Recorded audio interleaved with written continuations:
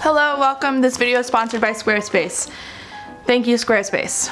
Let's get into the second take of this video. I'm eating chocolate chips right now because I am sad that I filmed this entire video perfectly while my baby was napping. He woke up right after I was finished, and guess what? The mic wasn't on, so I have to do it all again, which is fine. It's gonna be fine. It's all good, but I need chocolate first. Welcome to another video in which you get to know Hannah more. Eating chocolate right before a video is like kind of a bad idea. Yeah, I know you guys know a lot about me, and it's like a weird thing with the vlogger-viewer relationship is very strange. It's very lopsided, very one-sided. You know so much about me, I know nothing about you, but I thought it might be fun to share even more. It's like, TMI, Hannah, I don't need to know all that stuff about you, but also I'm going to privately watch this alone on my phone and just learn more about you, like too much. Or too much. Well, I'm sufficiently chocolified. The first thing you definitely did not know about me is that I'm face blind. I wouldn't call myself severely face blind, but I'm fairly face blind. So much so that it has caused a lot of social awkwardness. Now, what is face blindness? Face blind means I have a really difficult time recognizing people's faces. I can't distinguish one person's face from another person's face generally. I normally distinguish people by things they are wearing, the way they are acting, how they walk, their little mannerisms, if they're wearing like a funny hat. That is how I can recognize and identify people. It's so difficult for me. If I just had their face, it looks like I don't even know what I'm looking at. There's actually a whole 60 minutes episode on this, and it was so gratifying for me to watch because I didn't actually know this was an actual condition until much later in life, where I realized, that's me. I introduce myself to people more than I need to because I have already met them. This has happened so many times. I'll be at a party and I'll introduce myself. I'll meet someone for the first time. Hello, I'm Hannah McNeely. Nice to meet you. They're wearing like a green jacket.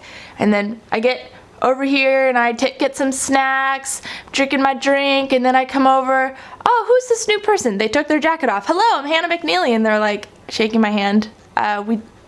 We literally just met. That has happened far too many times. It makes it feel like I'm not paying attention or I don't care. And I know a lot of people feel like, oh, well, I'm really terrible at names, but I'm really good at faces. I am like the exact opposite. A few years ago, I went out to lunch with a group of friends and I met my friend's boyfriend for the first time. We spent an hour and a half together. A week later, I saw him and I introduced myself. Hello, I am Hannah McNeely, and he said, we had lunch together last week, and it feels so awkward.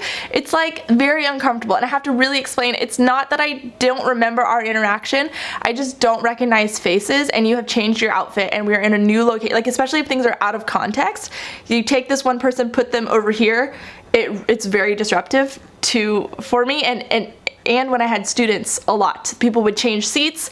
I'm like, oh my gosh, I don't know their name. I don't know who this person is. I know their name, I just don't know their face. This happens all the time when we're watching television shows where there's multiple characters. I have to ask Eric over and over, like, who is that? I don't recognize him. Do we know this person? Eric has actually suffered the ramifications of this my face blindness a lot. I have to stick with him at parties and he has to sort of like whisper in my ear, that's so-and-so. And actually, this happened to me a couple months ago when I was just a month ago when I was in Maui. I introduced myself to someone I know very well, Yvette Ivins. She's a photographer. You might follow her on Instagram. She's really talented. We were getting together for my sister's birthday, and Yvette, like, I've known her for years, and I even stayed with her in her house in Chicago. So Yvette was wearing a different hat. She's like wearing clothes that I wasn't used to, and she came up to me and gave me a hug, and I was like, who are you? Like, I literally said, who are you? And she was like, I don't know if she was offended, but I had to really explain to her, Yvette, I'm so sorry. You were wearing a weird hat. Like, I don't recognize you. Okay, thing number 2 you did not know about me is I once pursued a career in acting. This might not be that surprising to you because I'm very comfortable in front of the camera and I enjoy performing. When I was in junior high, I tried to get into like commercials and acting acting. I was in 8th grade and I filmed one commercial for Cascade, like a detergent company. It was 2 days of filming. It was super fun. I felt very fabulous, and they did not air the commercial. And you know, I was a kid, and I think I just sort of got lazy, and I just sort of wanted to be a kid, because I would, you know, skip school sometimes to go up to LA to do auditions for commercials and such. And I think I did a couple pilot auditions as well. I had an agent and it was great. It was really fun. But then one day my mom called me at school. You know, I went to the office because I didn't have a cell phone, and I was on the phone. She's like, there's an audition, your agent called me, do you want to go up to LA to do the audition? I was like, well, my friend just got a trampoline, so I would rather jump on the trampoline today. And I remember that was sort of like a moment for me when I was like, I'm done trying, like, this is too much work. I just want to be a kid and jump on my friend's trampoline. And then I had sort of a pause, and I found my love again for acting and performing. In college, I actually was going to school up in Oregon, and then I decided to quit school and go just to the community college so that I can pursue a career in acting here in Hollywood. And I joined the theater department at the community college. I did some plays that were really fun. I did one play called Stop Kiss that my parents were expressly not invited to go see. And I went up to Hollywood twice a week to work with an acting coach, go to an acting class. It was super fun. And then I had another moment where I realized, you know, I don't want to be a part of this, because I really loved acting. I loved the craft of it and the art of it. I just thought it was so fun, and it's the type of thing that came really naturally to me. I loved working on a scene with people, but I very quickly learned how much acting in Hollywood is so much about how you look and your physical appearance. And you know, just being a 19-year-old, however old I was, 20-year-old, it just felt like it was playing into some like insecurities I had, and I was like being cast in a certain way that, I don't know, it's very much about how you look, and it's just a weird industry and a weird world. And so I decided just to stop and pursue my bachelor's in English. The third thing you definitely don't know about me is I have a mission in life, and my mission is to be a part of someone's wedding toast that I set them up, and I am the reason they are getting married. I have a few single girlfriends in my life where like they're just so amazing. You know, you just love your friends so much, and you're like, why the heck are you single? You're so wonderful. I am constantly and actively looking for them. I've even offered to like run their online social, what are they called? Online dating apps. I know you might be thinking, Hannah, we all have single friends that we're kind of looking to set up with other people. But no, this is like, it's getting to the point where it's an obsession. The next one has to do, again, with vision. I am very, very blind in my left eye, legally blind. It is basically useless. You guys probably know, I have mentioned before, I use one contact, and I never really explained why. I was born like this. I have a little lazy eye. It was definitely a source of teasing when I was younger, and it was definitely an insecurity of mine. My mom has the same thing. She also has a little lazy eye, so you can see I'm looking at the camera and it's sort of turning in. Sometimes when I'm editing videos, I notice it for sure. And when I was a kid, I had to wear a little pirate patch and play with Legos because it was supposed to help strengthen the eye, but it did nothing. I actually have like no depth perception. The only way I can tell if something is closer is from movement or it's like bigger, but in terms of depth, it's really hard. So like 3D movies pretty much mean nothing to me. Like they're not interesting to me, especially back the technology, like the old technology, it looked like just blurry. My eye doctor actually told me if I somehow damaged my good eye, I would have to get like a seeing eye dog or a cane or something like that and like relearn how to live with that condition. Number 5, I was once a theater reviewer for an online magazine, and it was the coolest gig I've ever had. I did not get paid, but it was still my favorite job ever. I was an intern at another magazine, and I somehow got this job. I don't remember exactly how it happened, but it was so cool. I basically got paid in theater tickets. I got to go to 3-4 plays a week, and I went to these amazing productions that I got into for free. I got 2 tickets each, so I always got to take a friend. It was really fun. I would just go home that night and write my opinion about it, and make it interesting, and it was published online. It was so fun.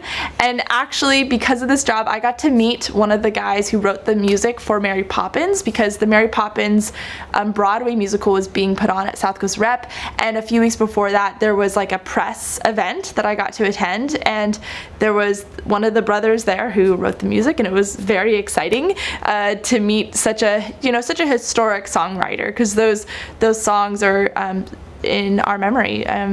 So many of us know those songs. They're just so good. My last one is probably the most surprising. You're gonna be like, Hannah, that doesn't sound like you at all. This is not Hannah. This is not the Hannah McNeely I know. When I was young, I really liked to have fun with drinks, and I once went to Vegas. It was the only time I've ever been to Vegas, and I don't know if I shall ever return because of our awful experience there. I had one of those moments that was like a Laguna Beach or the Hills. I don't really watch those shows, but it was like a moment where I was so dramatic and awful and humiliating and immature, and I was, my Cosmo is watching me right now so intently. You like my Vegas breakup story? I broke up with my boyfriend in the middle of a casino. I had this like drunken fighting match. It was so awful. It was like, ugh, guys, it needed to be done. It just had to be done. And apparently I chose a really awful time to do it. Maybe I can add this thing you don't really know about me. In anger, I can be loud. Isn't that right, Eric? When I snap, I can be very loud. And it's not my reaction to like close up. I'm big and expressive and effusive. And I did that drunkenly in the middle of a casino.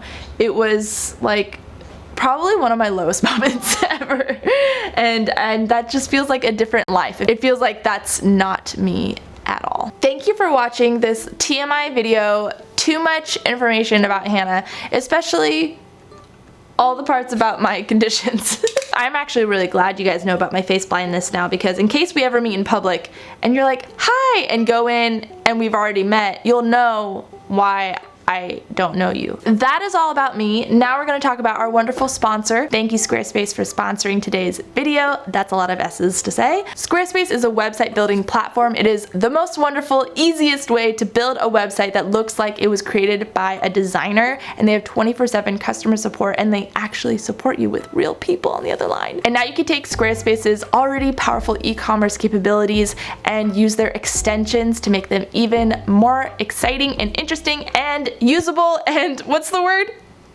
Capable. I have built several Squarespace sites over the years, and my assistant Allie and I just redesigned my website. You should definitely check it out. It's so much better than before, and I have to give all the credit to my assistant.